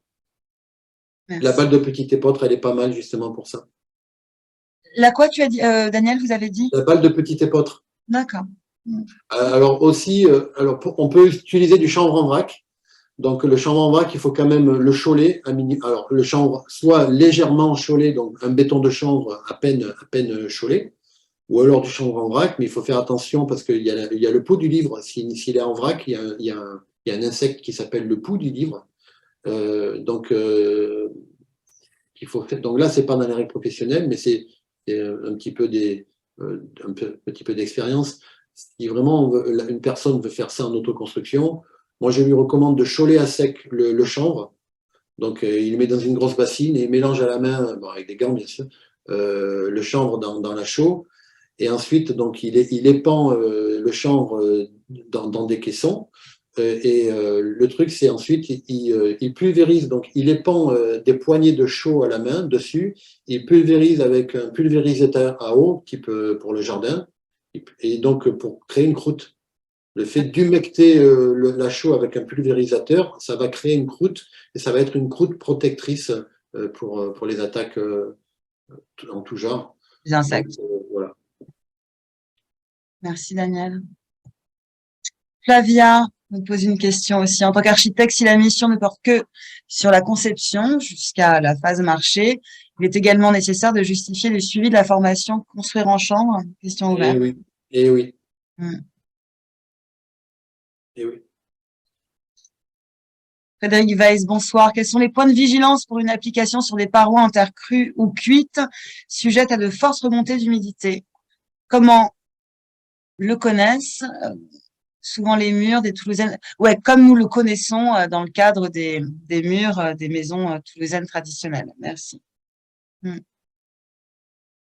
Ben, comme je l'ai dit tout à l'heure, le chauchamp, de toute façon, il va être alors, en intérieur, ça va, mais quand on est dehors, donc on est à 20 centimètres du sol. Si on a des fortes remontées d'humidité à l'intérieur, donc on va commencer, on mettra, on mettra un support type, il y a plus, un support X par exemple, ou alors une corniche pour faire un support surélevé. Mais on démarrera le chaud-chanvre à 20 centimètres et en dessous de ces 20 centimètres-là, ben, on met rien, on laisse respirer. Mm. On laisse travailler le bas du mur et on va surtout pas y mettre un enduit fermé, quoi. Mm. Et on démarre à 20 centimètres au-dessus. Daniel, Annie Munif déjà te remercie d'une part et d'autre part nous informe qu'en Syrie, effectivement, le chaud-chanvre est déjà utilisé depuis de longue date. En Syrie. Ouais, ouais, ouais. Ah, mais c'est intéressant ça. D'accord, intéressant. Annie, si vous voulez en dire davantage, vous avez entendu la réponse de Daniel, c'est intéressant, voilà. Nous sommes altermondialistes. Ouais, ouais, ouais. Quelle finition intérieure pour les salles de bain, salle d'eau au niveau des douches et baignoires. Alors au sol, on n'en met pas, on va faire une chape mortier classique. Et sur les murs, c'est fermacelle faïence. Donc, on met pas d'enduit dans les salles de bain. Hmm, ok. On accélère un peu au regard de l'heure, il est 48. Flavia, à nouveau, une question sur le principe de la projection biface sur filet. Est-il nécessaire d'attendre le séchage complet de la première phase projetée? Non, et on le fait dans la foulée. Et on peut le faire idéalement le lendemain. On peut attendre 2 jours. Et ensuite, une fois qu'on enlève le support provisoire, on remet une couche de laitance de chaux. Pas de chauchant. On met une laitance de chaux pour faire une accroche. On attend un peu que la laitance se fige et ensuite on envoie le béton de chaux. C'est pour avoir une interface mariée, quoi. Alain Nefra, comment traitez-vous les scellements de volets, etc., pour avoir une résistance suffisante Ben, en zone à risque? il y a plusieurs façons, mais c'est indiqué dans les carnets de détail. C'est des fixations qui sont avec des équerres qui sont positionnées sur l'ossature. Donc, c'est indiqué dans les carnets de détail. Mm. On peut aussi faire, là, je vous l'ai pas dit, mais on a vu passer sur les photos euh, des, des, des, des chevrons qui servent de support de rail pour les volets coulissants. Mm. Et ces chevrons sont fixés à l'ossature et ils sont noyés dans le chaud-chanvre. Voilà. Merci Daniel. Sabrina Pissot précise sa question. Je repose ma question sur la brique de chanvre. Si elles ont les mêmes caractéristiques que la projection, cela ne crée-t-il pas de vide d'air? L'inertie est-elle Ah, mais aussi bonne? en rénovation, alors j'imagine. Ben oui, si on est en rénovation, forcément, on va pas se plaquer sur le support. Donc, un mur en pierre, il y aura toujours un vide d'air. Donc, c'est un peu dommage parce on va se soustraire, on va se priver de la masse, de l'inertie présente du mur en pierre. Donc, à cause de ce film d'air, de cet espace d'air qu'on va créer entre le mur et la brique. Donc, l'idéal, c'est évident, c'est évident. C'est la projection directe sur la pierre et non pas la brique. Si vraiment on veut optimiser l'inertie de la pierre. Merci Daniel. Sabrina, d'ailleurs, je l'ai mis de sa question, nous a quittés, donc elle découvrira ta réponse en replay. Elle nous le dit un peu plus tard. Adil Benzekri, cela semble idéal pour isoler les vieilles bâtisses en pierre. Je crois que tu y as répondu aussi un peu avant. Oui, ça c'est clair, oui. Ça respecte complètement le vieux bâti, oui. Ouais. Et ça le protège pour des siècles. Ouais. Juliette Rick, la réalisation d'une dalle en béton de chanvre est-elle compatible avec l'obligation de mettre en œuvre un film antithermique? Eh bien, si la commune est réputée termitée, malheureusement, oui. Ouais. Ok. Caroline répondait oui, donc elle devait être en accord avec une de tes affirmations ou une autre. Jean-Luc Bonnet, là, je pense qu'on atteint effectivement Bonsoir et les merci avis, Rosa. ouais, Merci, Jean-Louis merci. Bonnet. Merci pour la qualité de l'intervention. Bernard Moreau, une nouvelle question. La masse du béton de chambre doit-elle être sèche pour faire les revêtements de finition intérieure et extérieure, en particulier cibardage, avec pare-pluie? Question ouverte. Alors, cibardage avec pare-pluie HPV, oui, de toute façon, on est obligé de respecter à peu près 3 mois et demi de séchage, que ce soit. Alors, un bardage, en fait, il y a une lame d'air, mais là, on est un peu entre deux, quoi. Le bardage, grâce à la lame d'air, on peut se permettre de mettre le bardage un peu plus tôt. Mais il faut vraiment respecter le délai de séchage du béton de chanvre pour faire les enduits, que ce soit dedans ou dehors. Mm. Voilà. Donc, en gros, c'est 3 mois et demi D'accord, pour merci. 30-32 centimètres. Merci Daniel. Annie Muffin Munif, pardon, qui nous parlait de la Syrie, nous écrit à nouveau. Je peux vous envoyer des photos vidéos de pose d'enduit chaud chanvre intérieure dans les maisons à Damas, en Ah oui, restauration. oui, J'ai oui, déjà oui, je veux décapé. bien. Ouais. Bah, bien sûr. Je suis preneur, oui. En Oui. restauration, j'ai déjà décapé des enduits de plus de 150 ans. Oui, oui, je suis preneur. Annie, avec grand plaisir, vous les envoyez soit sur mon adresse mail, soit sur l'adresse mail contact, et je transférerai bien évidemment à Daniel Bayeul. Merci beaucoup Annie pour cette intervention. Cyriac, merci beaucoup Daniel B pour cette présentation très pro et merci à Gaël pour l'organisation. Merci Cyriac, merci Ben, merci à vous tous, beaucoup. ça fait vraiment plaisir. Ouais. Et il me semble que tout le monde, Daniel, vous remercie, Je pense que Sabir, c'est la Stéphane, fin. Samuel, Flavia, Chloé aussi, très intéressant. Merci beaucoup Daniel, nous dit Caroline, Ayad, Frédéric Vess, Hervé Rabineau, Raphaël, merci beaucoup. Bah, merci à vous d'avoir évidemment participé. Daniel Avec plaisir. Bagnol, je vous remercie chaleureusement. Ben, c'est Et toujours pour moi de partager ma passion, parce que j'en ai fait depuis 2009, 2010, j'en ai fait un métier passion. Mais Et, ça s'entend. je sais, on me le dit. Oui, ça s'entend, ça se voit. Et vraiment, je tenais à vous remercier. Alors vous, Daniel, et évidemment aussi Benjamin Leroux pour ce cycle, pour ces deux Lui, c'est volets pareil. concernant le Ouais, chanvre, bien ouais. évidemment, et pour vos deux brillantes interventions. Et je tenais à nouveau à vous le dire, on a reçu énormément de messages, soit par mail, soit via LinkedIn, nous informant de la grande qualité de vos deux interventions. Alors, majoritairement pour Benjamin, parce que évidemment, elle a eu lieu il y a un mois, mais je ne doute pas que ce soit le cas aussi pour votre intervention, au regard surtout déjà des remarques qui ont été énoncées. Très bien.